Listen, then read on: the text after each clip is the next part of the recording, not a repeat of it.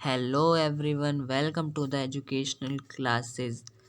तो मैं आशा करता हूँ कि आप सब स्वस्थ होंगे और आप सब से ये भी आशा है कि आप सब बहुत मेहनत और लगन के साथ अपने एग्ज़ाम की तैयारी कर रहे होंगे। तो चलिए चलते हैं हम अपने विषय पर। तो आज हम पढ़ने वाले हैं विषय हिंदी, जिसकी किताब है अभिव्यक्ति और माध्यम, जिसका पाठ है जनसंचार माध्यम। तो चलिए चलते हैं हम अपने पहले प्रश्न पर। हमारा पहला प्रश्न है, भारत का पहला समाचार वाचक किसे माना जाता है? ए वेदों को, बी देवर्षि नारद को, सी उपनिषदों को, डी मुनियों को। तो इसका सही आंसर है ऑप्शन नंबर बी, देवर्षि नारद को। चलिए चलते हैं अगले प्रश्न पर। हमारा अगला प्रश्न है, धरती और देवलोक के बीच संवाद सेतु कौन थे? ए नारद, बी इंद्र, सी अग्निदेव, डी वायुदेव। इसका सही आंसर है ऑप्शन नंबर ए, नारद मुनि। चलिए चलते हैं अगले प्रश्न पर। तो हमारा अगला प्रश्न है, महाभारत के युद्ध का विवरण सुनाया था? ए विजय ने, बी संजय ने, सी विदुर ने, डी अश्वत्थामा ने। तो इसका सही आंसर है ऑप्शन नंबर बी, संजय ने। चलिए चलते हैं अगले प्रश्न पर। हमारा अगला प्रश्न है, देवर्षि नारद का वाद्य यंत्र था? ए सितार, बी वीणा, सी गिटार, डी इकतारा। तो इसका सही आंसर है ऑप्शन नंबर बी, वीणा। तो चलिए चलते हैं अगले प्रश्न पर। हमारा अगला प्रश्न है, हम जनसंचार के आधुनिक माध्यम ये हमें होगा, हमें आधुनिक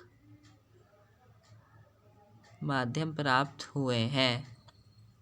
ए पुर्तगालियों से, बी फ्रांसीसियों से, सी अंग्रेजों से, डी डच लोगों से। इसका सही आंसर है ऑप्शन नंबर सी, अंग्रेजों से। चलिए चलते हैं अगले प्रश्न पर। हमारा अगला प्रश्न है, समाचार पत्र, रेडियो, टेलीविज़न, इंटरनेट आदि प्राप्त हुए हैं? ए उत्तर से, बी पश्चिम से, सी दक्षिण से, डी पूर्व से। इसका सही आंसर है ऑप्शन नंबर बी, पश्चिम से। चलिए चलते हैं अगले प्रश्न पर। हमारा अगला प्रश्न है, मानव जीवन अब संभव नहीं है? ए संचार के बिना, बी शेर के बिना, सी गप्पों के बिना, डी पढ़ाई के बिना। तो इसका सही आंसर है ऑप्शन नंबर ए, संचार के बिना। तो चलिए चलते हैं अगले प्रश्न पर। हमारा अगला प्रश्न है, जनसंचार माध्यमों का सकारात्मक और नकारात्मक प्रभाव पड़ता है? ए पक्षियों पर, बी पशुओं पर, सी सभी प्राणियों पर, डी लोगों पर। इसका सही आंसर है ऑप्शन नंबर डी, लोगों पर। चलिए चलते हैं अगले प्रश्न पर। हमारा अगला प्रश्न है, सबसे बेहतर संचार करने की क्षमता और कुशलता है? ए पक्षियों की, बी मनुष्य की, सी पशुओं की, डी इनमें से किसी की भी नहीं। तो इसका सही आंसर है ऑप्शन नंबर बी, मनुष्य की। चलिए चलते हैं अगले प्रश्न पर। हमारा अगला प्रश्न है, टेलीफोन, इंटरनेट, फैक्स, समाचार पत्र, रेडियो, टेलीविज़न, सिनेमा आदि विभिन्न माध्यम हैं? ए संचार के, बी जनसंचार के, सी संचार और जनसंचार के, डी इनमें से किसी के नहीं। तो इसका सही आंसर है ऑप्शन नंबर सी, संचार और जनसंचार के। चलिए चलते हैं अगले प्रश्न पर, संचार माध्यमों के विकास के कारण कौन सी दूरियां कम हो रही हैं? ए ऐतिहासिक, बी वैज्ञानिक, सी भूगोलिक, डी राजनीतिक। तो इसका सही आंसर है ऑप्शन नंबर सी, भूगोलिक। चलिए इसी के साथ चलते हैं हम अपने अगले प्रश्न पर। तो हमारा अगला प्रश्न है, टेलीविज़न पर देखे गए क्रिकेट मैच को कहते हैं? ए सीधा प्रसारण, बी प्रत्यक्ष प्रसारण, सी परोक्ष प्रसारण, डी हवाई प्रसारण। तो इसका सही आंसर है ऑप्शन नंबर ए, सीधा प्रसारण।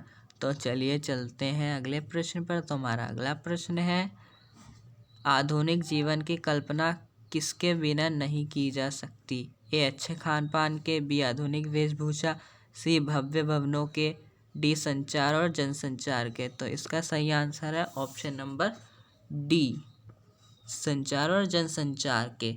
तो चलिए चलते हैं अगले प्रश्न पर। तो हमारा अगला प्रश्न है, संचार शब्द की उत्पत्ति किस धातु से हुई है? वह है ए चर, बी चार, सी संचा, डी संच।